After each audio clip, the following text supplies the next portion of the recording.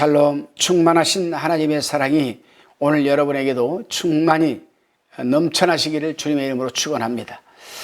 오늘은 역대하 11장 1절로 23절의 말씀을 가지고 우리가 나누도록 하겠습니다. 역대하 10장에 이어 11장에서도 분열된 이스라엘의 내용을 다루고 있습니다. 10장에서는 10지파가 어떻게 다윗의 집을 버렸는가를 우리는 살펴보았습니다. 사무엘하 20장 1절로 2절에서 보듯이 그들은 이전에도 다윗 집안과 별로 유대가 깊지 못하였습니다. 그들이 다윗의 집안을 배반하였다라는 의미는 단순히 다윗의 혈통을 부인한 것만은 아닙니다.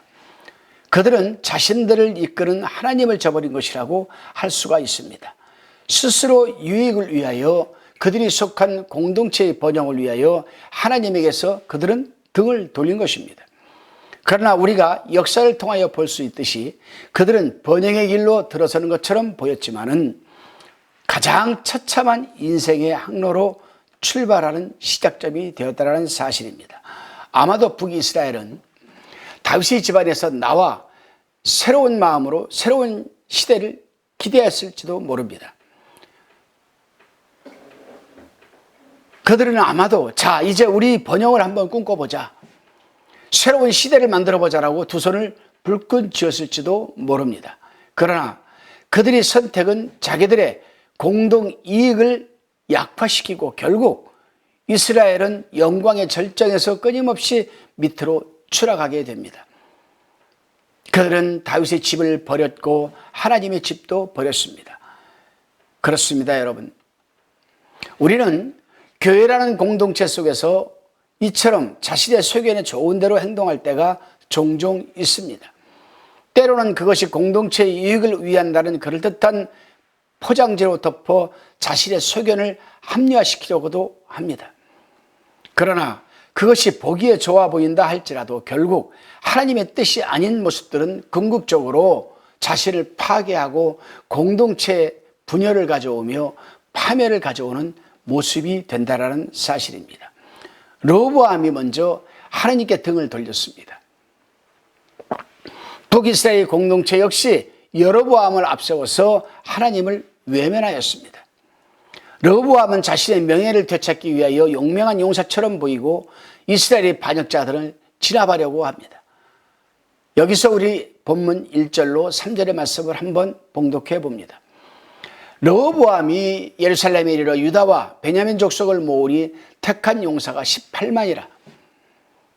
이스라엘과 싸워 나라를 회복하여 르호보암에게 돌리려 하더니 여호와의 말씀이 하나님의 사람 스마에게 임하여 가라사대 솔로몬의 아들 유다왕 르호보암과 유다와 베냐민이 이스라엘 무리에게 고하여 이르기를, 이렇게 지금 기록하고 있습니다. 유다와 베냐민 족속들은 자신의 정의를 이루고자 함께 싸울 용사들을 모집하는 겁니다.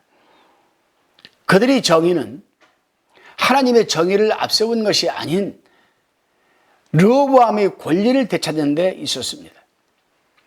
사실 유다는 르호보암 자신이 이 지파였고 베냐민은 예루살렘 대부분을 차지하였기 때문에 르호보암의 권리를 되찾기 이전에 자신들이 권리 회복을 위한 전쟁이 준비했다라고 할 수가 있습니다. 그렇습니다, 여러분. 우리 하나님께서는 같은 민족의 피비린내나는 싸움을 원치 않으십니다. 그러기에 하나님의 사람 스마야를 통하여 전쟁을 맡게 됩니다. 본문 4절로 10절까지의 말씀을 나누어 봅니다.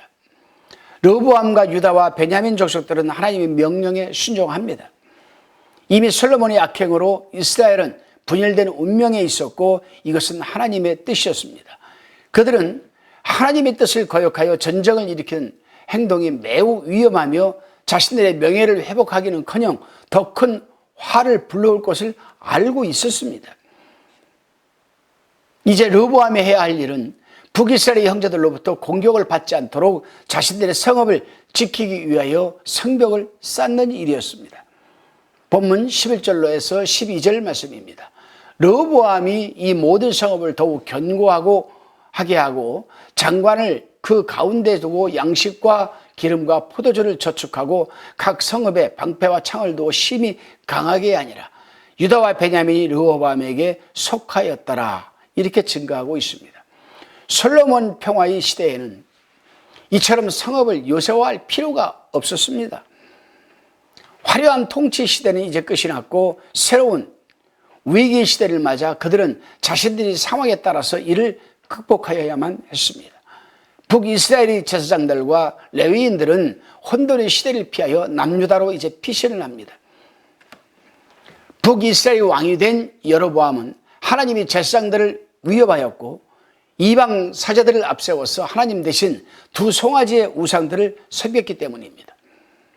또한 많은 이스라엘 백성은 그들이 하나님을 섬기기 위하여 피난의 길을 오르게 됩니다. 여기서 우리 다시금 13절로 22절까지의 말씀을 한번 살펴봅니다.